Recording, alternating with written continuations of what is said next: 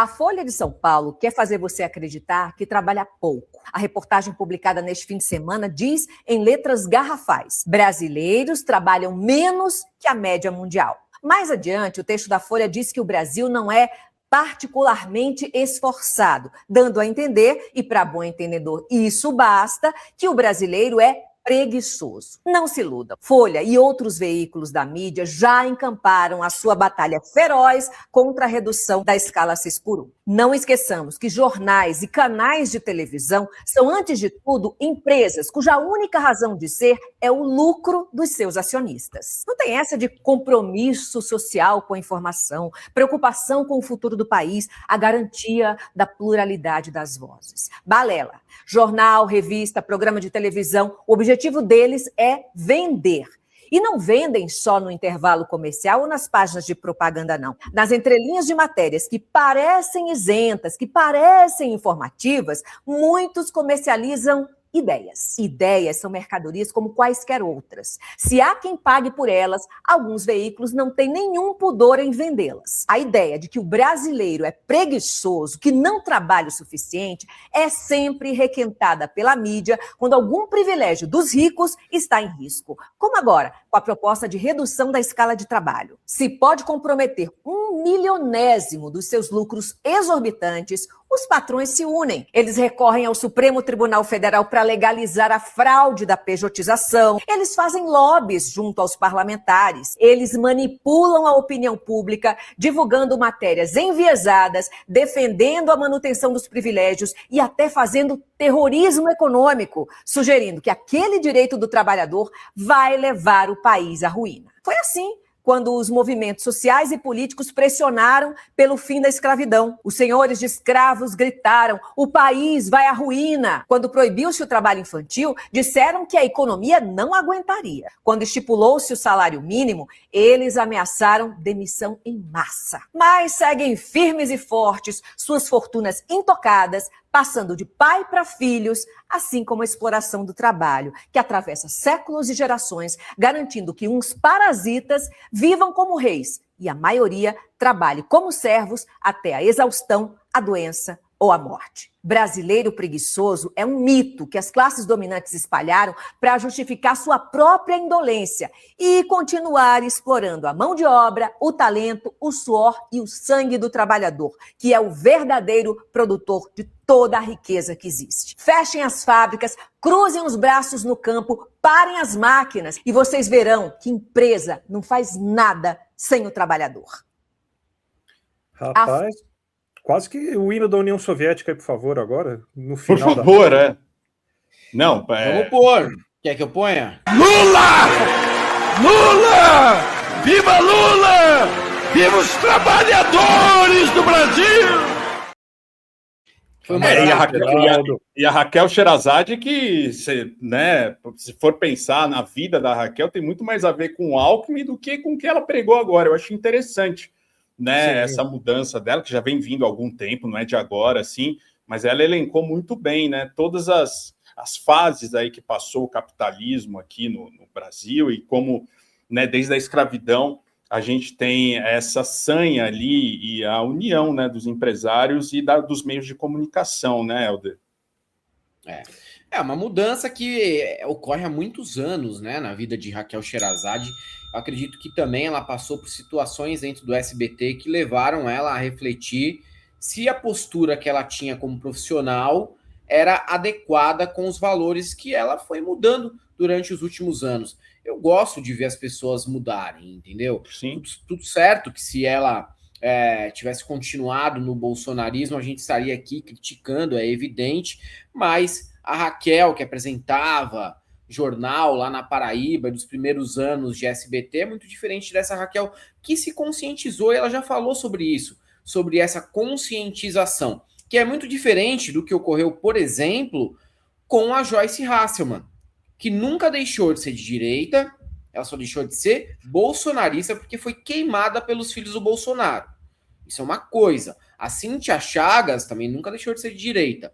Ela aceitou, muito a contragosto, o feminismo, porque passou por situações em que ela foi agredida, violentada enquanto mulher e teve que entender que o feminismo é importante para você ter esse tipo de situação reconhecida como um crime. No caso da Raquel, me parece que ela é muito melhor preparada, muito melhor informada, lê muito mais e tem uma consciência que ela desenvolveu nos últimos anos que não é fake. Me parece bem legítima a posição da Raquel na atualidade e eu não sou uma pessoa sectária a ponto de falar, mas não vale, porque lá no passado ela falou aqueles absurdos, que os meninos tinham que ser presos. Acho que vale sim.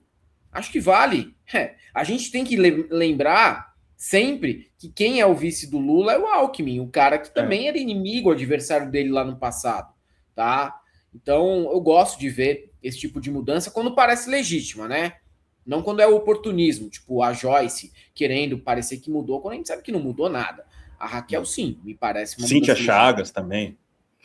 Não é. Não me engana que eu gosto. André, vamos falar um pouco dessa manchete aqui que a Folha de São Paulo vomitou aqui durante o fim de semana, né? Brasileiro trabalha menos que a média mundial, veja rankings. País ocupa posições inferiores em classificação de esforço, dadas a produtividade e a demografia de dezenas de nações. Economistas dizem que pode existir uma preferência por lazer, o que não é necessariamente ruim. Aí tem o ranking aqui de país, ranking de esforço, descontados impostos e transferências. Primeiro o Japão, segundo a Índia, terceira a Turquia, Brasil em 53º, atrás do Brasil você tem França, Dinamarca, Noruega, Holanda, Moldávia, e na frente do Brasil você tem Itália, Estados Unidos, Alemanha, Argentina. Tá? O que significa esse ranking? Por que a Folha de São Paulo está fazendo essa campanha aí contra a escala, o fim da escala 6x1? Né? A gente sabe, né? Porque ela atende aos empresários, à Faria Lima, ao mercado. Mas explica um pouquinho desse ranking, da metodologia e se é verdade ou não que o brasileiro é um vagabundo, André Campedelli. E aí, Helder? E aí, Bezi? Cara, esse ranking, assim, esse trabalho tem muito de problema. Um monte de problema. Primeiro que, assim, o primeiro ponto que ele faz isso de propósito, né? A gente sabe, vocês trabalham em jornal, vocês trabalharam em jornal, vocês sabem muito melhor do que eu, que até a ordem que você coloca as informações, elas são relevantes, porque o cara vai ler a primeira informação antes, né? E a primeira informação que os caras colocam é por a média de hora trabalhada, falando que o Brasil trabalha pouco, né? E aí ele fala que o Brasil trabalha menos, assim, por exemplo, acho que está em 38º, alguma coisa assim, dos que menos trabalham, não lembro qual que é. Mas daí ele vai lá e esconde um monte de países e coloca alguns relevantes em primeiro, né? Só que ele tem que falar que são os primeiros. Daí os primeiros lugares lá, que deve ser o exemplo que eles dão, é o Butão, o Emirados Árabes Unidos, o Sudão, países que têm grandes problemas com relação ao trabalho escravo, com relação a direitos trabalhistas que são ignorados, que não são nenhum modelo, assim, eu acredito que ninguém aqui está querendo que o Brasil vire o Butão, ninguém aqui está querendo que o Brasil vire o Sudão, em termos de trabalho, né? E eles vão lá e colocam esses países, daí escondem todos os países que vêm antes, basicamente coloca Jamaica, alguma coisinha assim no meio, tá não sei o quê, né? E aí coloca o Brasil e aí você vê quem tá atrás deles. Aí quem tá atrás desses países aí em relação a isso, você vê lá, Japão trabalha menos que o Brasil e é o país que basicamente inventou o termo que é morte por staff de trabalho. Tá aqui, André, só mostrando aqui, ó, horas trabalhadas semanais. Primeiro o Butão, segundo o Sudão, terceiro Emirados Árabes, você falou, 20º Jamaica, o Brasil em 38º, bem atrás, Estados Unidos, Itália, França, Dinamarca, Noruega, Holanda, Moldávia, a própria Argentina, né? A gente tinha o primeiro ranking falando sobre esforço global, e você tinha também esforço descontado em impostos e transferências. Aí você tem o Japão em primeiro, mas também no esforço global, Emirados Árabes em primeiro, Índia, Butão, Japão e o Brasil em 60º aqui, né? Esse ranking que o André citou agora. Então, daí você vai para esse segundo ranking, é basicamente um ranking que ele está colocando aí como... Para deixar assim bem simplista, é assim, o quanto que você deveria trabalhar e quanto você trabalha. Aí está falando que o brasileiro trabalha 1,2 horas a menos por semana do que deveria, que ele está falando. Só que Aí coloca que o Japão trabalha muito mais do que deveria, trabalha acho que 8,5 mais horas do que deveria, a Índia também, a gente sabe, o Japão a gente sabe que tem todo aquele problema do pessoal lá morrer por staff, que eles trabalham 12, 14 horas por dia, às vezes justamente por causa que eles não querem sair antes, para não achar que eles são vagabundos, tem toda aquela coisa e tal. Aí você pega Estados Unidos, trabalha menos do que deveria, os europeus trabalham muito menos do que deveriam, então eles devem, se o brasileiro é vagabundo, então o francês, o holandês, aí os caras aí são o beneficiário do Bolsa Família ideológico da cabeça do Marcos Lisboa, né, do Armínio Fraga, né. Mas isso só quer dizer o seguinte, ele está falando, ó, você teve a capacidade de trabalhar tantas horas por semana, mas você não trabalha. Só que esse estudo, ele esquece de colocar um monte de coisa. E até porque esse estudo aí, ele basicamente é um copia e cola de um estudo generalista de um norte-americano, ele vai lá e não coloca, por exemplo, o brasileiro, nas grandes cidades, ele chega a perder 5 horas de vida no transporte público. Então são 5 horas que ele não está trabalhando, por exemplo. Então ele até fala que às vezes o brasileiro gosta mais de lazer e é até compreensível. Não, cara. O brasileiro ele não está trabalhando 1,2 horas a menos do que o possível, porque ele está gastando 5 horas para chegar no trabalho. O brasileiro não está trabalhando o máximo possível porque você tem uma subutilização da força de trabalho brasileira que está em 14%. Na época do Bolsonaro chegou a 20%. O que é a subutilização da força de trabalho? Eu queria trabalhar mais, eu queria trabalhar como um CLT, ou seja, 40 horas ou 44 horas hoje, só que eu não consigo porque eu vivo de bico. Então eu queria trabalhar mais e eu não consigo. Então tudo isso não sai na conta. A informalidade que o brasileiro possui, que é elevada, o tempo de deslocamento que o brasileiro possui. Aí o que ele vai fazer? Basicamente ele vai lá e só coloca as variáveis que são chaves para todo mundo, para todos os países do mundo, e esquece de fazer aquela análise mais profunda. Então é um trabalho com problemas metodológicos terríveis, mas repercutiu tanto e tanto e tanto, e até teve um videozinho de um cara que fez lá um trabalho econométrico colocando esses parâmetros, e mostra que o brasileiro trabalha mais do que a média mundial a partir desses parâmetros, e aí você vê aí que, na verdade, sim, é metodologia fraca para tentar dar aquela resposta para agradar o jornalão, para agradar a Faria Lima, para agradar o empresário, só para dar combustível aí em tudo quanto é ataque que você está tendo contra 6x1, né? E tem outra coisa, né, André, que a gente já conversou aqui outro dia, a produtividade, ela vem com avanço tecnológico e investimento.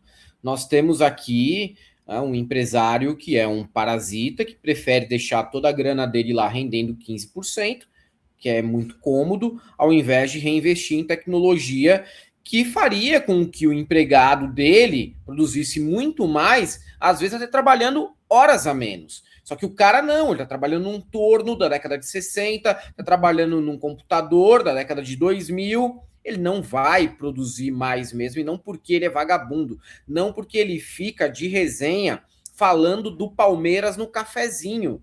Se ele tivesse um investimento muito maior em avanço tecnológico, infraestrutura, tá? Concorrência, desburocratização, tudo isso daí geraria um cenário muito melhor para o mercado de trabalho brasileiro na questão da produtividade. Então não adianta esse papinho que tenta insinuar que o brasileiro é vagabundo, que o brasileiro trabalha pouco, que produz pouco. Porque quando você fala isso para uma pessoa que não tem, né, nenhum tipo de informação a respeito disso, o que ela entende?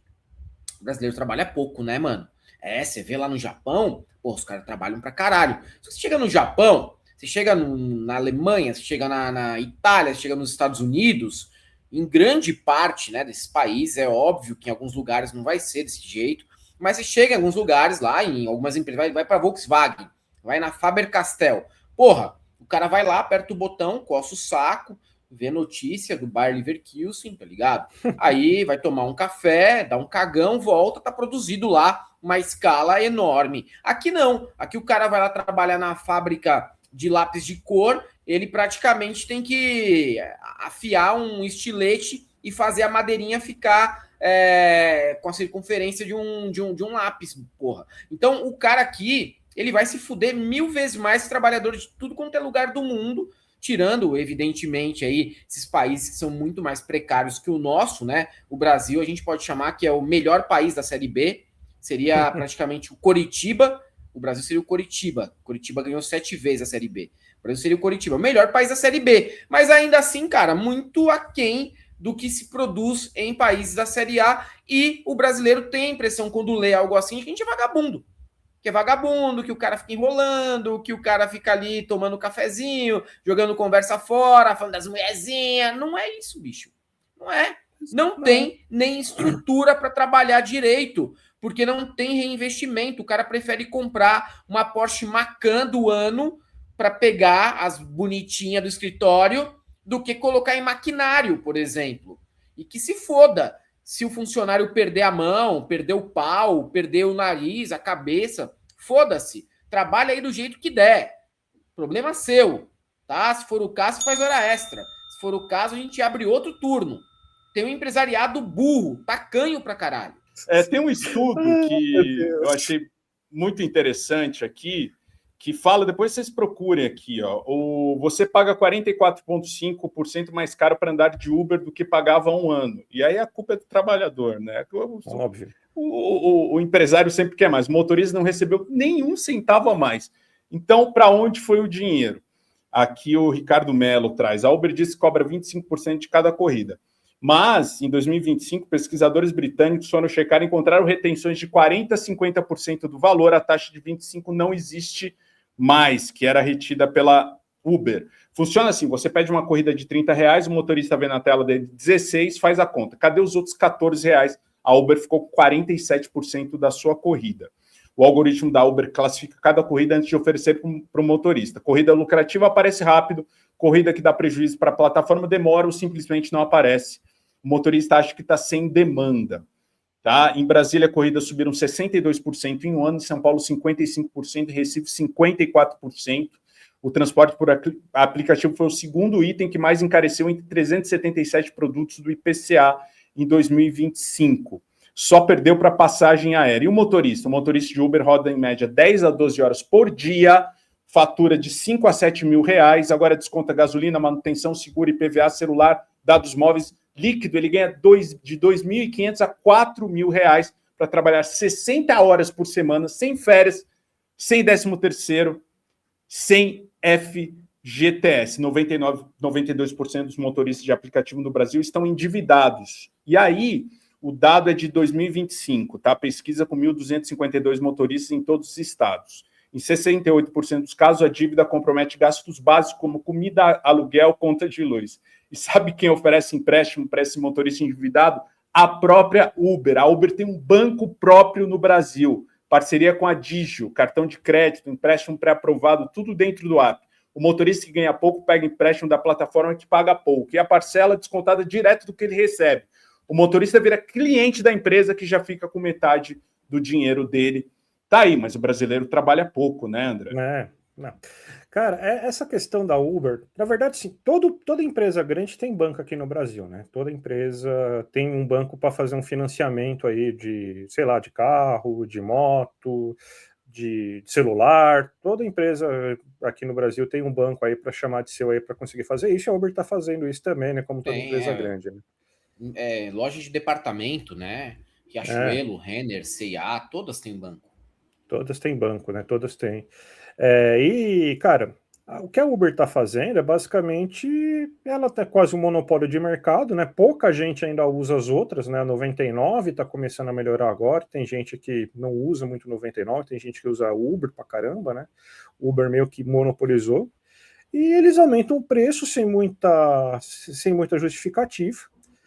Quem paga ainda o custo é o cara que é o trabalhador, porque a gasolina sim ficou mais cara, a gasolina ficou bem mais cara, né? A gente já pode até discutir outro dia por que a gasolina ficou mais cara, mesmo sendo que você teve queda considerável na refinaria, na bomba de gasolina aumentou quase 30% aí nesses últimos anos aí do governo Lula, mesmo com queda de 18% na bomba, né? Mas o cara tem que pagar as contas, né? Daí não chega, o reajuste de taxa não vem para o cara, a Uber cobra cada vez mais caro, porque é um monopólio, fala que está em preço dinâmico quando ela quer, Às vezes não tem ninguém aqui na rua que fala que está em empresa dinâmica. Isso daí acontece direto. Demora para chegar muitas vezes. E tudo isso, cara, é monopólio de mercado. Eles estão aproveitando margem de lucro, cara. É assim que a empresa monopolista trabalha. A empresa não tem monopolista, capitalista trabalha, né? Então é isso, cara. Basicamente é assim. E no do trabalhador, basicamente isso, né? Salve, salve, galã e galoa. Me responde uma coisa. Se você tivesse que dar uma nota de 0 a 10 para o seu 2025, qual seria?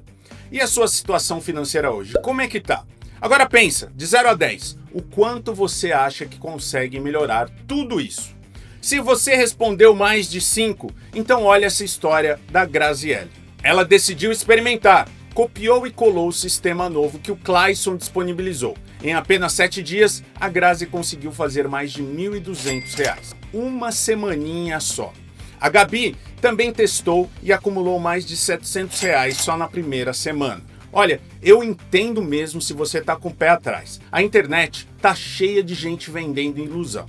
Mas isso aqui é sério. Você vai construir uma renda extra real usando a internet. Não é aquela história de ficar milionário em 30 dias, nem 60, nem em um ano. É para dar uma aliviada nas contas do mês mesmo. E fica de boa, não envolve tigrinho, ninguém vai te passar a perna e você também não vai precisar passar a perna em ninguém. Talvez você não faça o mesmo que a Graziele conseguiu logo de primeira. Pode levar alguns dias até você pegar o jeito. Ou quem sabe, você faz que nem a Gabi já na primeira semana. Mas seguindo o sistema certinho, com certeza você chega nos resultados. Só que, para entender tudinho como funciona, você precisa assistir às 3 aulas gratuitas que eu preparei. Porque não tem mágica, é trabalho, mas você escolhe onde e quando fazer. Se você sente que essa pode ser a chance de fazer aquela renda extra que você está precisando, clica aqui no link da descrição e me chama no WhatsApp agora mesmo. Eu vou te passar essas 3 aulas. Aí você assiste e decide se quer seguir com o sistema. As aulas são de graça e já mostram um caminho real para ganhar dinheiro pela internet.